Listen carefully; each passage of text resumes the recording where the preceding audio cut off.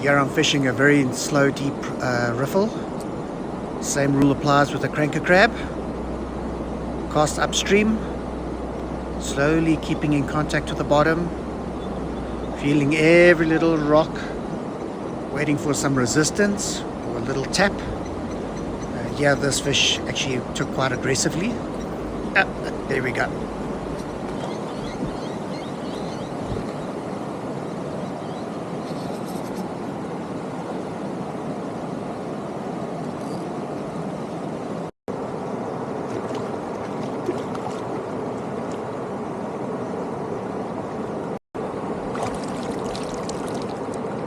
Wow, another gorgeous gold slab out of this small little stream. Been a day. This is going to be the end of the day. I think it was a good 10-12 fish for the day. Very stoked.